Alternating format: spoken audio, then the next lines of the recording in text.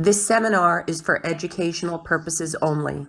It is not a substitute for professional medical advice or treatment. Consult with your medical provider for medical advice or treatment. Although the presenters try to keep the information in this seminar as accurate and timely as possible, the speakers and Mather Hospital assume no duty to ensure the seminar is error-free.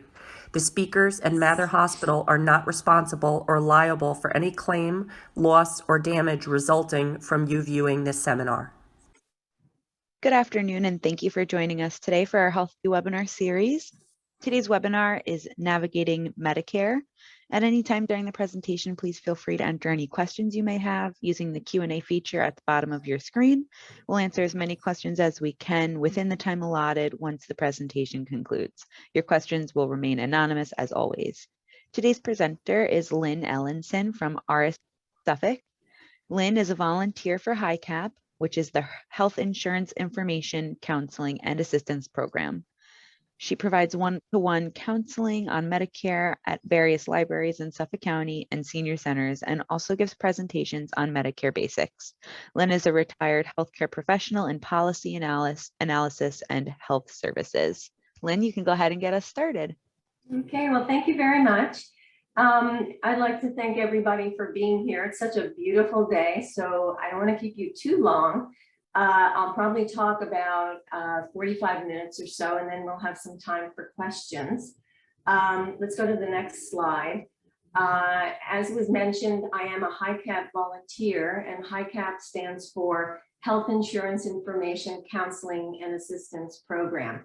So this is a program basically funded by the federal government. There's something like it in every state. And basically, our goal is to provide free and unbiased information about Medicare and Medicare-related health insurance and financial assistance. We basically get our money through the New York State Office for the Aging. That money actually gets filtered through the RSVP Suffolk Retired Senior Volunteer Program. And all of the people who provide you with information on Medicare, like myself, are volunteers. Can I have the next slide? So today I'm going to try and answer some key questions. Again, trying to keep it down to the basics because there are a lot of details about Medicare. We'll start with what Medicare actually is and how it works, how you should get Medicare, because there are two different ways that you can actually sign on to Medicare. And when and how do you enroll? Now, Medicare has a number of parts. It has a number of plans that are associated with it. And so I want to talk a little bit about what plans exist and how you should choose a plan, or what are some questions to ask. And then when you can choose your plans, when you can change your plans. And then you'll see that Medicare is not free, that there are a number of costs associated with Medicare. And so there are some programs that can help you to pay for some of the costs of Medicare. And then because we can't really cover everything in just this brief time, I'm going to give you some phone numbers and websites for you to go to. So that if you need more help, if you want one-on-one counseling, then you can contact some people to do that. And then finally, we'll take some questions at the end. Okay, so let's start with what is Medicare and how does it work? It's a federal program and it provides health insurance, first of all, to people who are age 65 and over. A lot of people don't realize also that people who are younger than 65 can get Medicare if they are receiving Social Security Disability Insurance, or SSDI, for usually it's 2 years, sometimes sooner. And also those who have kidney failure, who are under the age of 65 and require dialysis or a transplant, are also eligible for Medicare. So it's not only a program for people age 65 and over. Next slide. One of the reasons that Medicare becomes so complicated is because it has a lot of different parts. So there's Part A, Part B, and those are what was in original Medicare back in 1965 when it first started. Part A pays for your hospital or inpatient benefits, and Part B is for your outpatient or doctor's visits, anything outpatient. If you were to go into the emergency room and not actually get admitted to the hospital, then you would be considered an outpatient, and so you would be covered under Part B and not Part A. And then added on to original Medicare during the Bush administration was Part D, or a prescription drug benefit. All of those benefits are brought to you through a private health plan, private drug plan, and we'll talk a little bit about that in more detail. So that's basically original Medicare plus prescription drugs. But Part C, or Medicare Advantage plans, is another way that you can get Medicare. So Part C, or Medicare Advantage, is actually considered to be one-stop shopping. It includes Part A, hospital, Part B, doctor's visits, and many of the plans, in fact, most of the plans that are available to you also include a drug plan. You get all of the benefits of Medicare, but these benefits are administered by private insurance companies, and they contract with the federal government to provide you with Medicare benefits. So it's not really a separate benefit. Everyone with Medicare Advantage still has Medicare. Okay, next slide. How should I get Medicare? Okay, next. So really the first thing that you want to decide is whether you want to be on original Medicare or Medicare Advantage. Original Medicare, if we go down the left side of the screen, includes Part A for hospital, Part B, doctor's visits, but it doesn't include a drug plan. So if you decide to be on original Medicare, then you would also need to be covered by a Part D prescription drug plan, and that would be a standalone drug plan. So you would want to enroll in a drug plan with original Medicare. Now, Medicare has a number of different costs associated with it, and I'm going to take you through some of those costs. But a lot of people get what's called a Medicare supplement, or Medigap, in order to help you to pay for those out-of-pocket costs from original Medicare. So if you decide you want to get Medicare as original Medicare, you have Part A and Part B, you have Part D as a standalone drug plan, and then optionally, you may want to get a Medicare supplement or Medigap.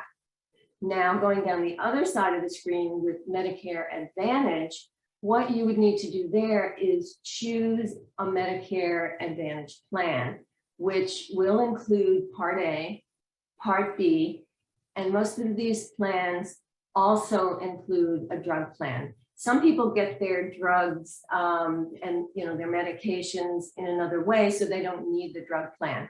But if you want to get a drug plan included, then you would choose a plan that has Part A, Part B, and Part D.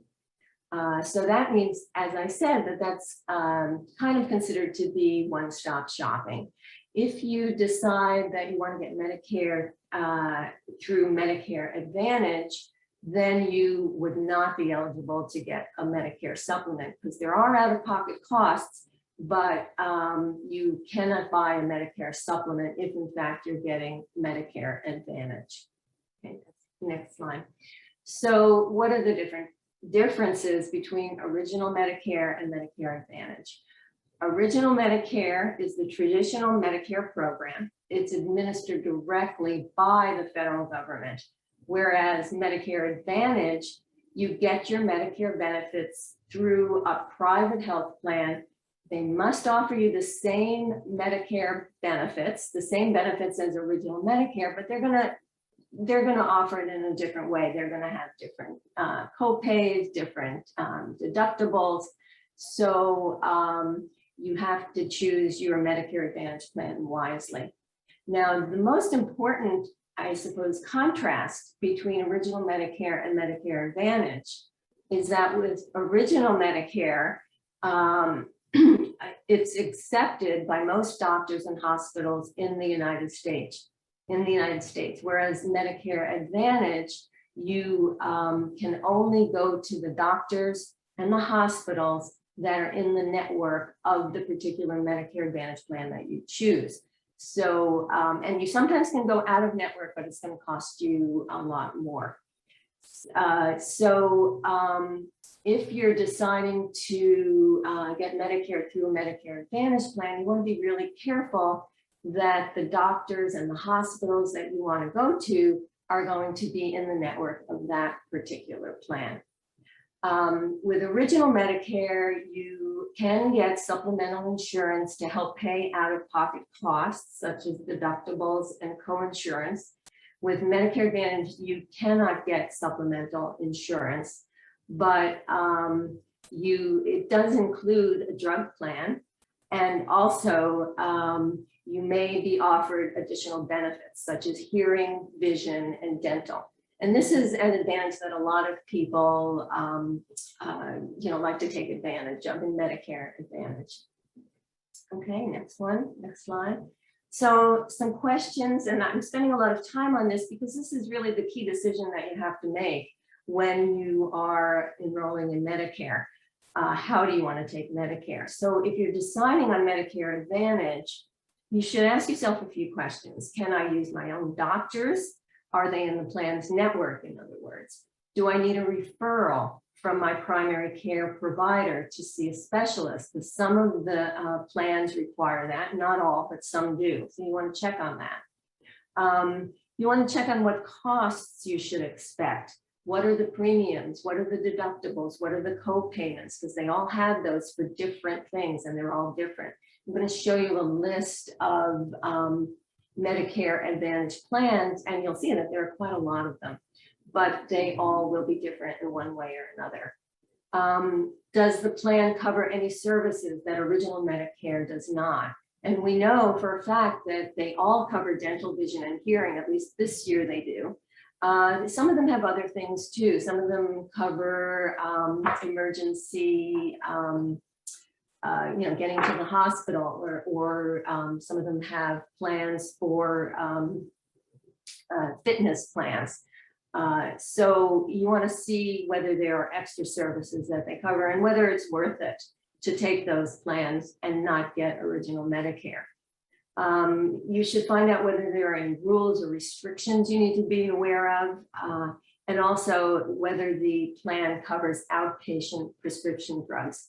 So although it may have a drug plan, you have to look just as carefully at that particular drug plan as you would if you were getting a standalone drug plan with original Medicare. Okay, next slide. Okay, so now we're going to talk a little bit about what the different plans are and what you should choose.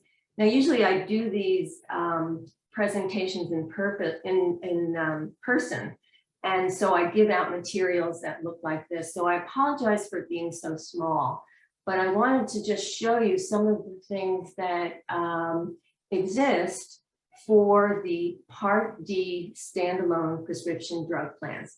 So these are the drug plans that you would be able to get in 2021 in Suffolk County. These, I have to say, are going to be changing soon, but this was the most up-to-date information that I was given.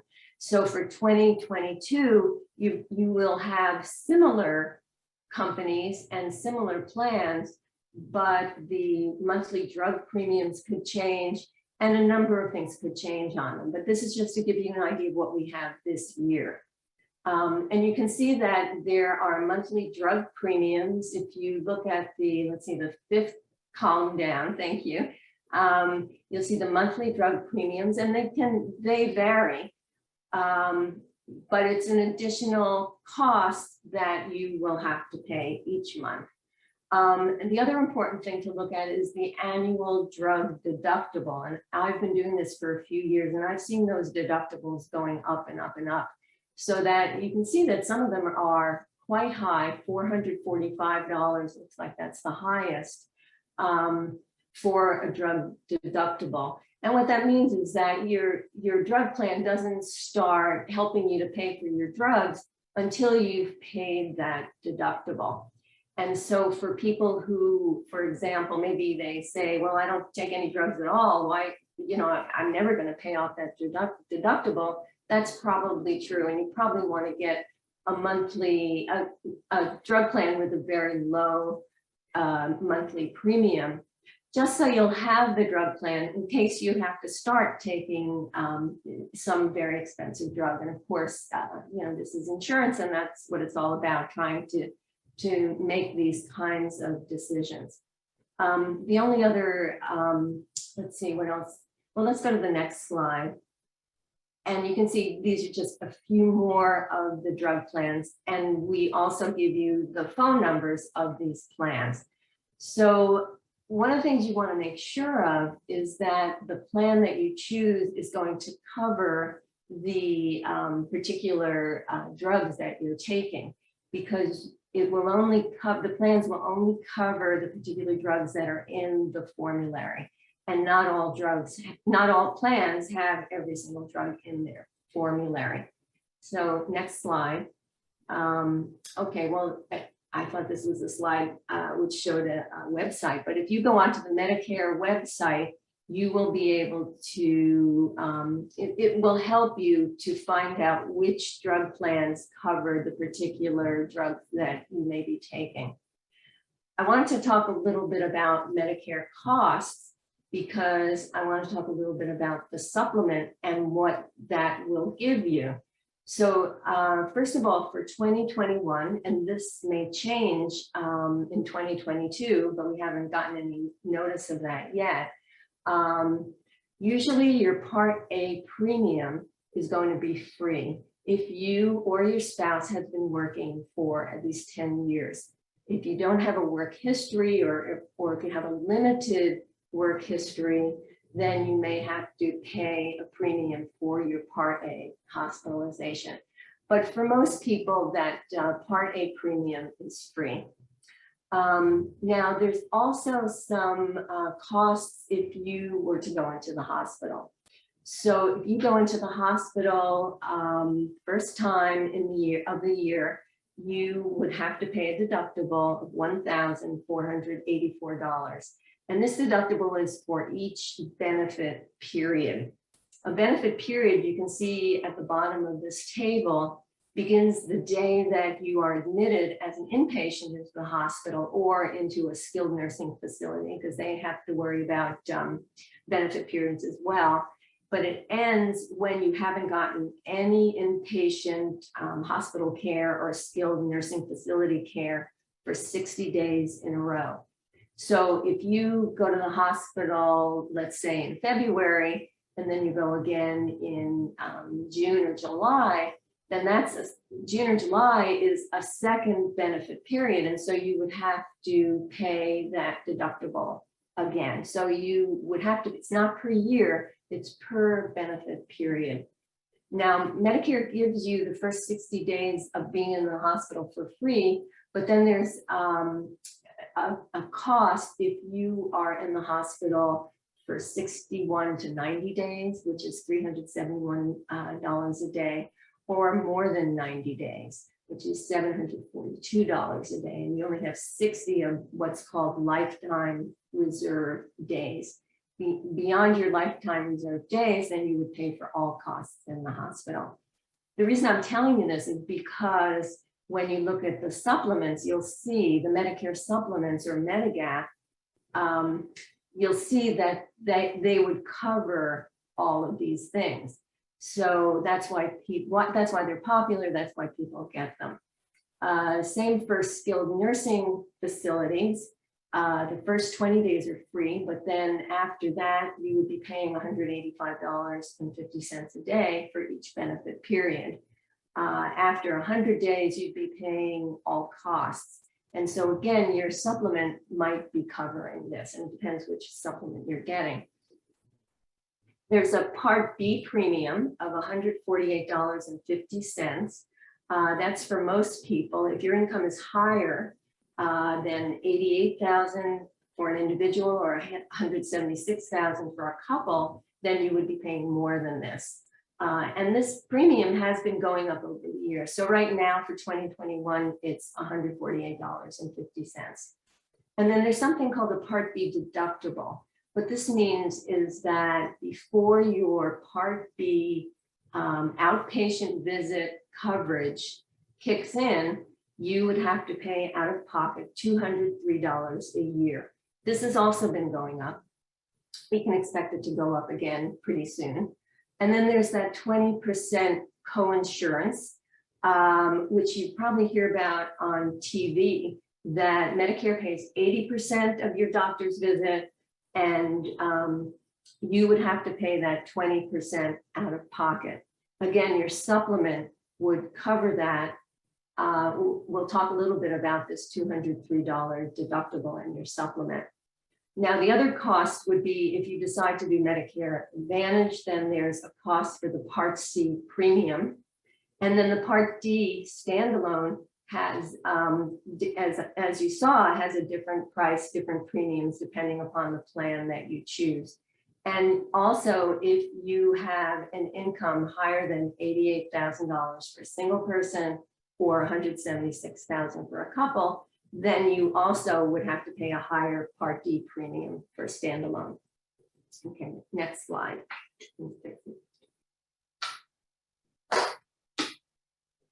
Okay, so now I'll talk a little bit about the Medigap, or the supplemental insurance. This is optional, but it does cover some or all of the co-pays, coinsurance, and deductibles in original Medicare. They're going to vary. There are different levels of coverage, starting with a Plan A, Plan B, and going all the way to Plan N. The types of plans with most coverage is Plan F and a Plan G as well. And so let's go to the next slide so we can see what these different plans cover. So the first column shows you all of the different benefits. And let's look at the, excuse me, Plan G. If we go down that column, you'll see wherever there's a diamond, that particular benefit gets covered. So Plan G covers everything but your Part B annual deductible of $203. Plan C and Plan F will cover that, but you'll notice at the bottom, those plans are no longer available to people who are new to Medicare. So if you were eligible for Medicare prior to January 1st, 2020, you would still be able to enroll in a Plan C or a Plan F Medigap plan. But if you're new to Medicare, then, excuse me, then you would not be able to enroll in that. So the closest thing you might want to get is a Plan G, which covers everything but the Part B annual deductible. Okay, and that deductible is $2,370. Oh, sorry, that's for something else. I'll go on to that in a second. Let's go to the next page, and you'll see, sorry again that it's so small, but you'll see what the costs of the different plans are. So let's look at Plan G. And you'll see that a number of companies provide a Plan G that you can enroll in with that particular company, but you'll see quite a range in price. So United Healthcare at the very bottom for a Plan G costs $280 a month. The cheapest actually is Empire Blue Cross Blue Shield for $270.14 a month. And you'll see that Bankers Conseco for a Plan G charges $597.30, quite a bit more. So I'm not allowed to recommend which plans you get, but this is one thing that I can tell you. If you're getting a Plan G from Bankers Conseco, or if you're getting it from Empire Blue Cross Blue Shield or United Healthcare, it's still going to provide you with whatever Plan G is required to provide you. So a Plan G is a Plan G, and you should probably choose your plan accordingly. So the biggest decision is how much coverage you want. Do you want a Plan G Do you want one that maybe doesn't cover as much, but is still reasonably priced? An example of that might be a Plan N. Can we go back one slide so that we can see what a Plan N covers? So Plan N, for example, covers just about everything that a Plan G covers, but it does not cover Part B excess charge benefits. What that, and a number of them don't actually cover that, only the Plan G does actually. But what that means is that some doctors who opt out of Medicare are allowed to charge you more than what the Medicare amount is for a particular service. And in New York State, they can only go 5% above that amount. In other states, it can go as high as 15% above that amount. If your doctor is opting into Medicare, then you don't have to worry about these excess charge benefits anyway, because your doctor has agreed to pay what Medicare asks for. If you're getting a Plan G, it may not be necessary if your doctors are basically agreeing to take the Medicare amount. And so an N may be a reasonable option for you. And let's go again to the next slide. So you can see that the prices between a Plan G and a Plan N are different. You would be saving money getting the Plan N if that works for you. The other thing about a Plan N, though, that some people find not to their advantage is that every time you go to the doctor, you do have to pay a copay of up to $20 for a doctor's visit. And if you go into the emergency room, it would be more. There would be a copay. But you can see the differences in these prices, and you need to really look carefully to see which might be the best buy and which might work best for you. The other thing I just want to mention are the high deductible plans. The Plan F, if you're still able to enroll in it, or the Plan G, they both have high deductible plans. And what that means is that after you've paid a deductible out of pocket of $2,370, then you would get all of the benefits of the Plan F, or all of the benefits of Plan G. And you can see that the high deductible monthly payments are quite a bit less. So a lot of people do opt for that high deductible plan because their monthly payments are a lot less than if they were getting the regular Plan F or the regular Plan G. Okay, next slide. Now I want to talk about Medicare Advantage. So we've gone down the road that shows you what you would need to get for original Medicare. But Medicare Advantage, remember, combines Part A, B, and D.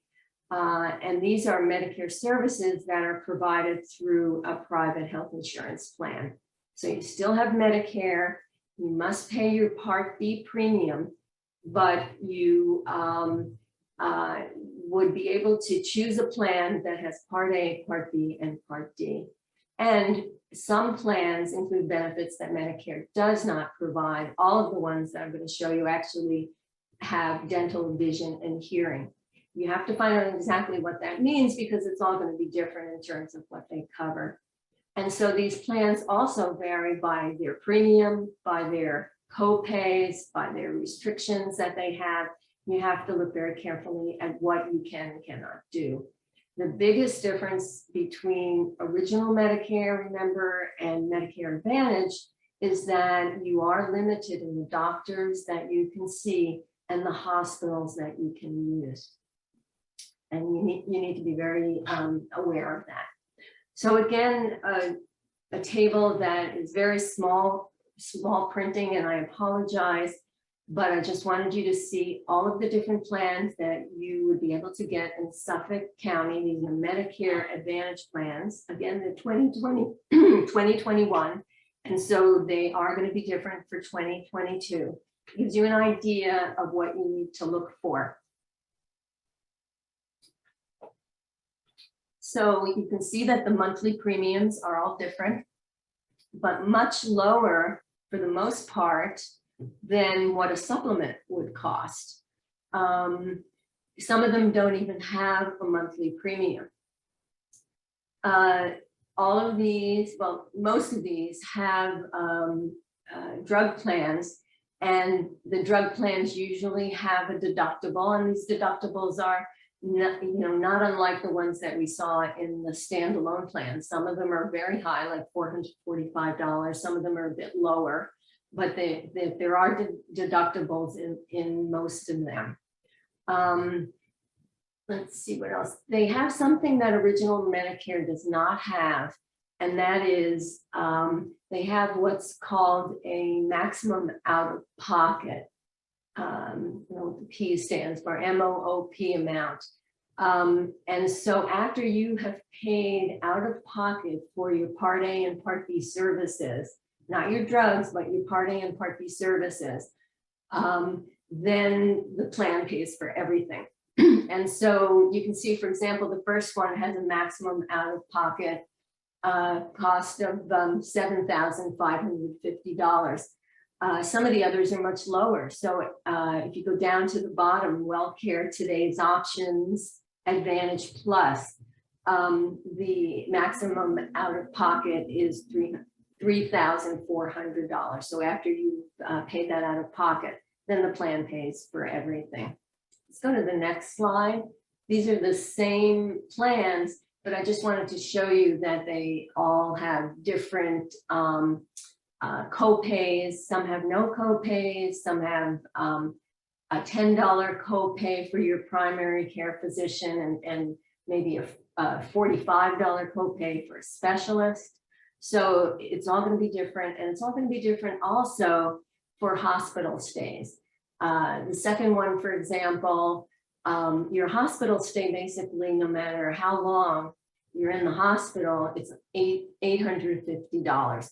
But that particular plan also has a $1,000 deductible, which means that even before you start being covered in the hospital, you have to pay that $1,000. If we go to the third, Aetna Medicare Premier Plan, what that shows, if you were to go into the hospital, is that for the first 5 days, you need to pay $390 per day. And then after your 5th day, from day 6 to 90, then you pay nothing. So in a sense, that's kind of like your deductible in original Medicare, where that was something like $1,400 for a deductible before the plan starts paying. This is kind of similar to that, but you see that it's different for the different plans. There's one plan for the first 7 days, you're paying $290. Another plan for the first 3 days, you're paying $495 per day. So again, you have to look very carefully at what you have to pay for each of these plans. But the first thing you have to check is whether or not your doctors and your hospitals that you want to go to are in the network of that particular plan. And the best way to do that is to call the doctor's office and find out what plans they take, so that you can, if you're thinking about Medicare Advantage plans, so that you can try and get the plan that's going to work best for you. Okay, next slide. Now, we can help you to choose your Part D plans, your Medicare supplement plans, and also your Medicare Advantage plans.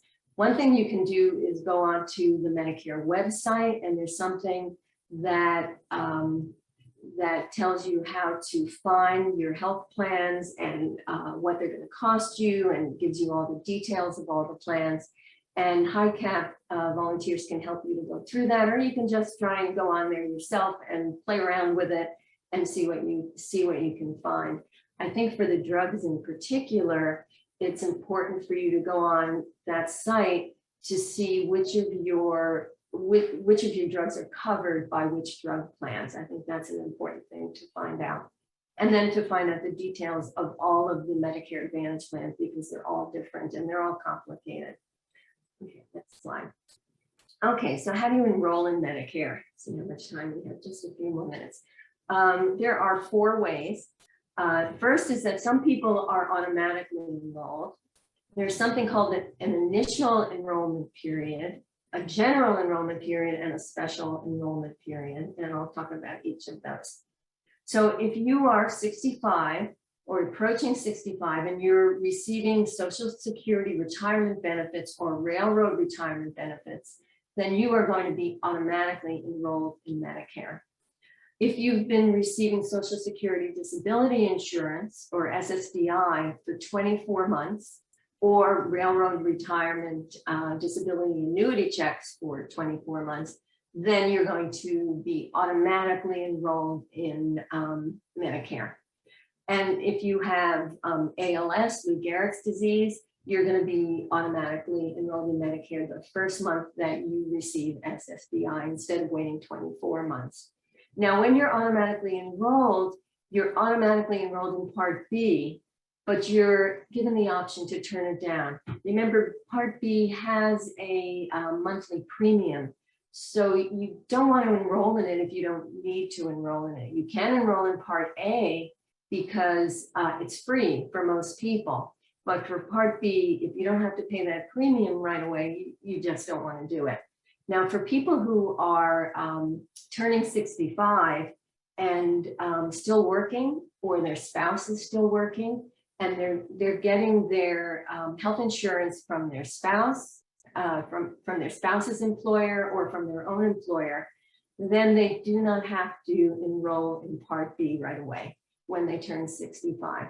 You have to be careful, because if you turn down Part B, you want to make sure that you are getting your health insurance from your employer or your spouse's employer. Otherwise, you're going to have to pay a pretty big premium penalty. But in most cases, if you don't have to enroll in Part B, you definitely don't want to. Now, when you're turning age 65, there's something called the initial enrollment period. If you haven't been automatically enrolled, then you have a 7-month period to enroll in Medicare. That 7 months is 3 months before the month of your birthday, the month of your birthday, and then 3 months after your 65th birthday. And coverage starts depending upon where along that continuum you enroll. If you enroll before your birth month, then your Medicare benefits are going to start on day 1 of your birth month. If you enroll after your birth month, then there's going to be a gap in coverage. So you want to make sure that you enroll a month or 2 before your birthday, just to make sure that there's no gap in coverage. Okay, next slide. Now, the special enrollment period,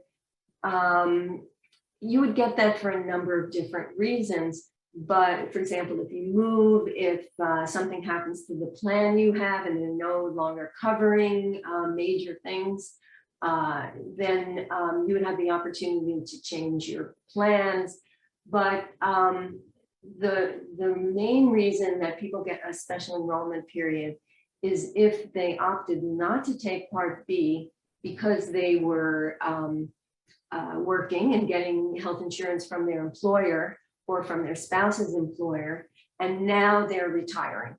And so if you retire from your job and you no longer have health insurance, you have actually 8 months, which is considered to be your special enrollment period.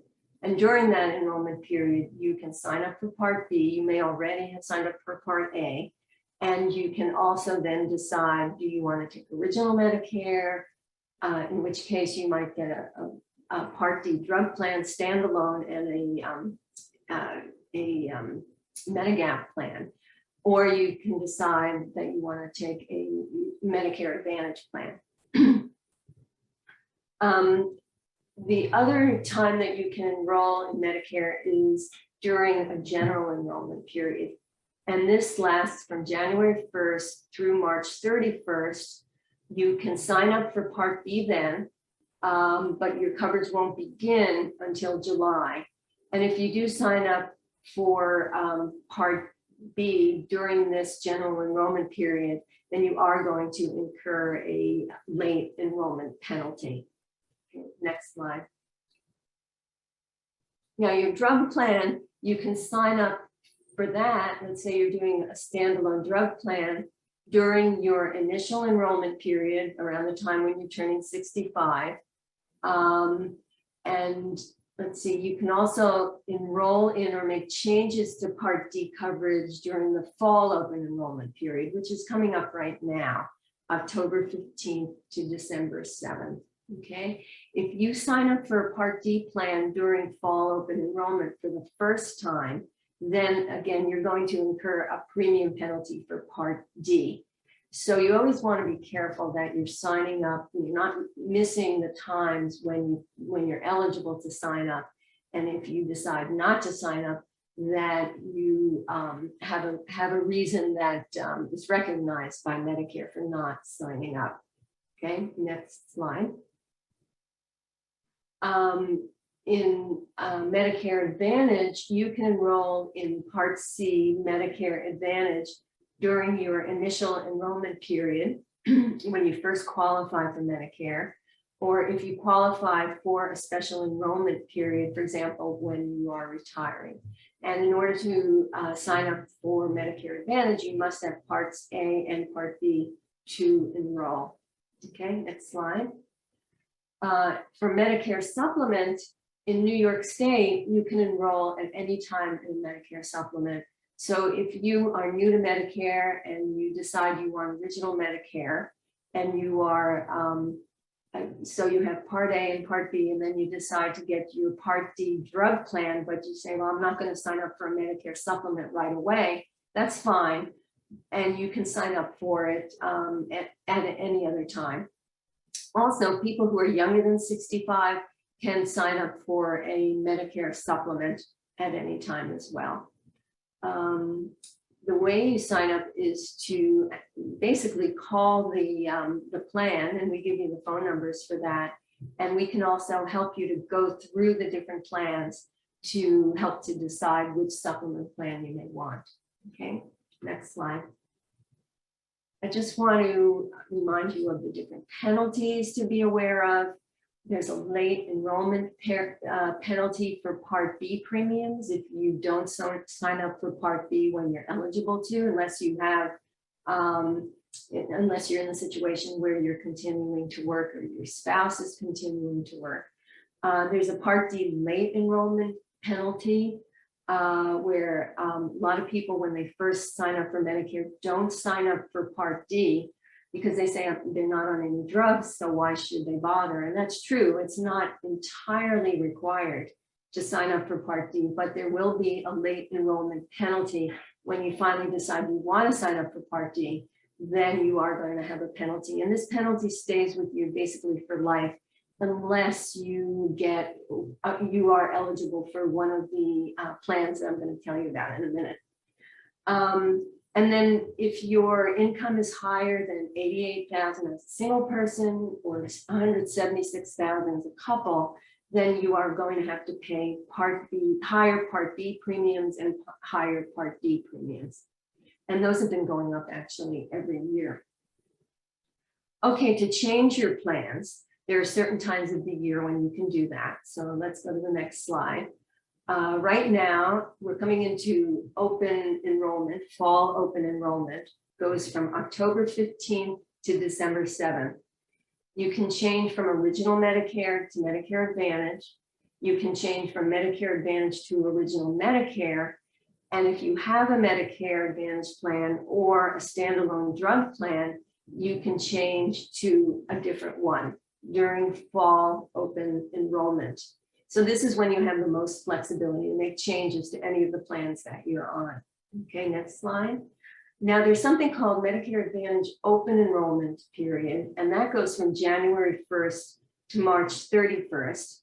Here you can change your Medicare Advantage plans. You can leave Medicare Advantage and switch to original Medicare with the option of getting a Part D plan as well. But you cannot switch from original Medicare to Medicare Advantage during this time period. And you also can't change your standalone Part D plan if you wanted to change to a different plan. So it's mainly so you can change Medicare Advantage plans or leave Medicare Advantage. Next slide. And then there's something called an SEP 65, which is for people who are new to Medicare when they turn age 65, and they actually have 12 months to change from Medicare Advantage to original Medicare. And at the same time, they would also be able to enroll in a Part D standalone plan. And if they wanted to get a supplement, they could get that at the same time as well, because you can get a supplement at any time in New York State. It doesn't have to be a particular time of the year. Okay, next one. Now, can I get help paying for Medicare? Don't have too much time, and this doesn't apply to everybody, so I'm just going to very briefly show you what the different ways of getting some help, because you've seen that there are a number of costs to Medicare. There's something called the Medicare savings programs, and these help with Medicare premiums, co-pays, and coinsurance. It's actually a Medicaid program. Extra Help is another thing that will help you to pay for your drug costs. And then in New York State, EPIC is another program.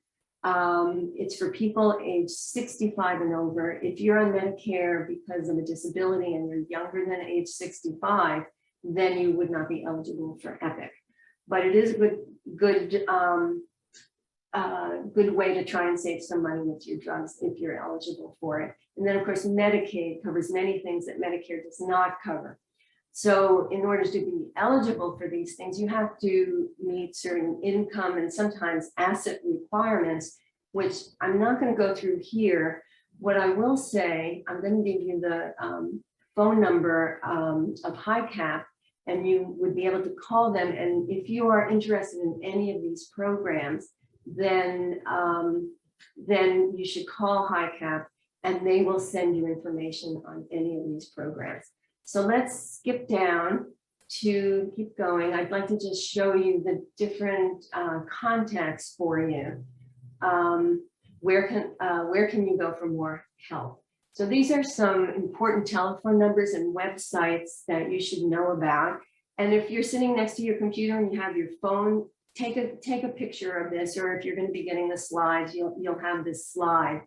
But the HiCap helpline, you can call HiCap and try and get the most up-to-date materials that I was showing you for 2021.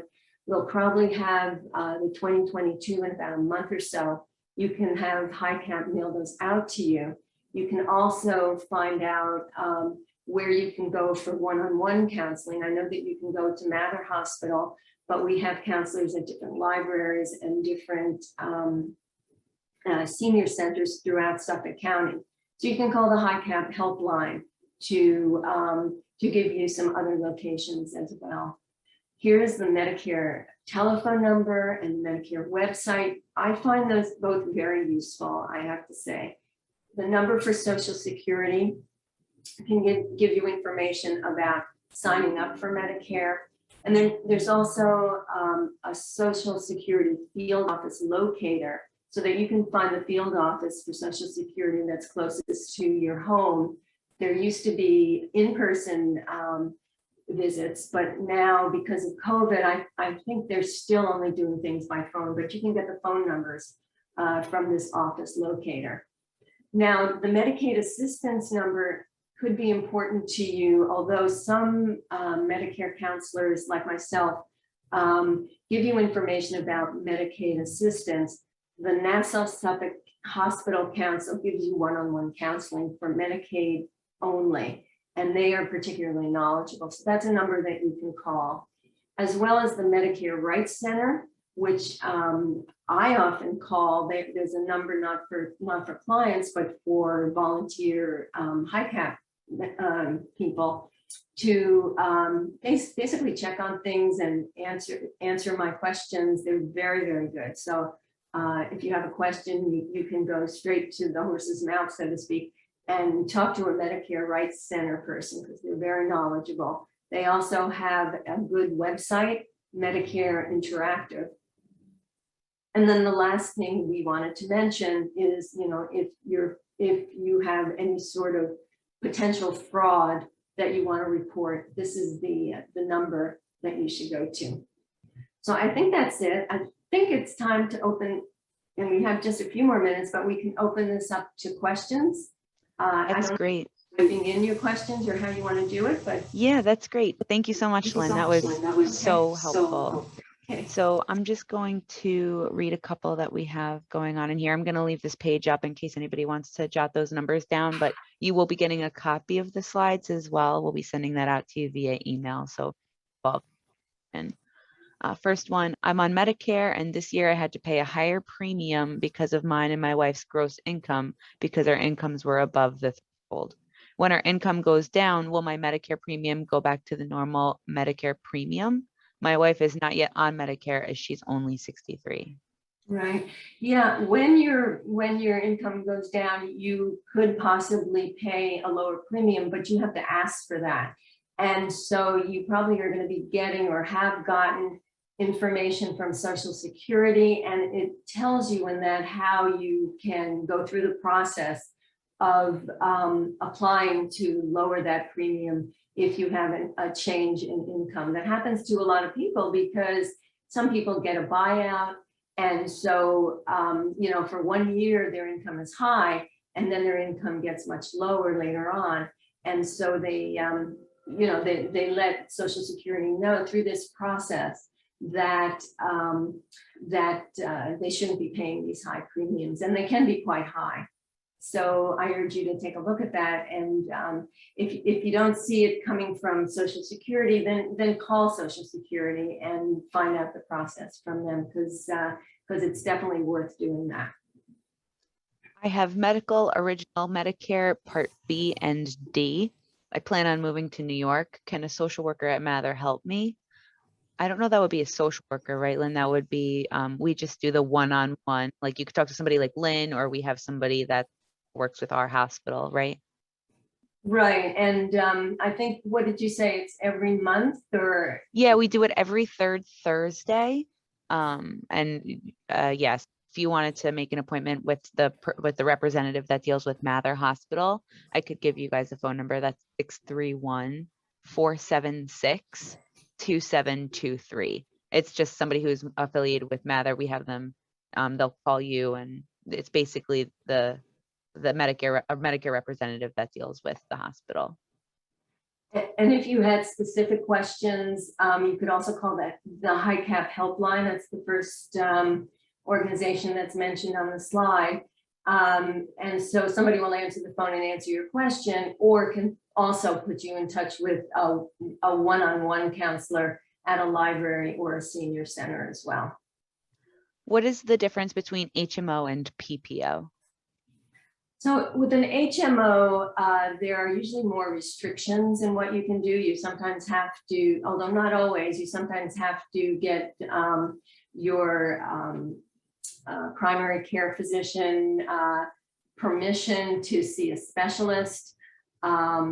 You are restricted to only the doctors and the hospitals that are in the network with an HMO, whereas otherwise they won't pay at all. A PPO is a little more flexible in that you can go out of network, but you are going to be paying a higher price, or rather, I guess, the health plan pays for less of the cost. And so you're going to have more out-of-pocket costs than if you stayed in network. So usually the PPO, the monthly premium is going to be a little bit higher because it's a little bit more flexible. Can I make an appointment with your group to help me understand and make my decision on what to get? Sure. Perfect. You can do it through Mather Hospital because someone from our group is there to help you out, or you can call the HiCap helpline, and we can tell you what other senior centers and libraries we are and when we're there, and you can talk with you can set something up with a counselor. I think we're still doing it pretty much by telephone. We used to do, before COVID, we used to do in person. We used to go to the library and meet people there. I'm not aware of any libraries right now that are doing in person. Agreed. But I have found in the last year and a half that the phone is working quite well. So the way it works for the libraries that I held at is that people call the library signs people up and gives them a time, and then sends their phone number and times to me, and then I call them at the designated time. So Yeah, that's exactly how it works at Mather. So it just Yeah. depends on whoever you'd like to call. right. We have one more question here, and Lynn, I don't know if you can click the Q&A box on your screen. I'm going to read it out loud so everybody can see the question, but it might be better for you to read it because it's a little long. Is it My all husband- like that fun? Okay, right. My husband and I received letters from New York City. My husband is a retiree, that they are switching us from Medicare and GHI to a Medicare Advantage plan on January 1st. If we want to keep our current plan as is, it will cost us more, but they don't know how much more right now. How much time do they have to give us to let us know, and how much will to let us know how much the increase will be? We're hoping they give us enough time to research and decide. Yeah, I mean, I don't know the answer to that question, but if they've sent out letters to you, I would think that they would tell you what the differences are. You might want to call your human resource department and see what the differences are, and how much time they give you. Again, I would imagine that that is going to be in the letter that they sent out, and it's just going to depend on what that letter says. They may be trying to get this done during fall open enrollment. I don't know, or it may be very specific to, you know, to your husband's employment. So I'm sorry, but I can't really answer any of the details of that. It's probably very specific to those plans and to the employment. Okay, I don't see any other questions here, so we will start to wrap it up. Everybody will have a copy of these slides. If you ever need to reference them, or if you do decide to make an appointment, you will have access to those phone numbers. You'll also be linked to a survey. If you guys could please take that, it helps us plan our future webinars, you know, anything that the community might want to hear. And on that, well, it looks like we have one more. I will take this last one. I recently had an expensive prescription and discovered the insurance price was more than retail cost. An app, I was able to pay half the cost. So two things. Can I submit what I paid towards my deductible? I recently had an accident and discovered the insurance price was more than retail cost. I would definitely call your drug plan and see what they can do to get you reimbursed, because you know, and that would probably, it's a you know, a private drug plan. So I think you can't do it through Medicare, but you can do it through the plan. So call your drug plan and find out what they can do for you. Great. And then one last question. Are plans purchased individually or family for husband and wife? In Medicare, everything is individual. So your Part B, for example, you would have to pay a Part B. Your husband would have to pay a Part B. And then any plans that you get, if you decide to be on Medicare Advantage, your husband might be on a Medicare Advantage plan, but because of circumstances with your own health, you might decide to be on original Medicare. So it's all very individual. Okay, great. Thank you everybody for joining us today. You'll get a link to the slides. And Lynn, thank you so much for taking the time to join us today. Okay. Thank you, everybody. Good luck. Enjoy. Bye.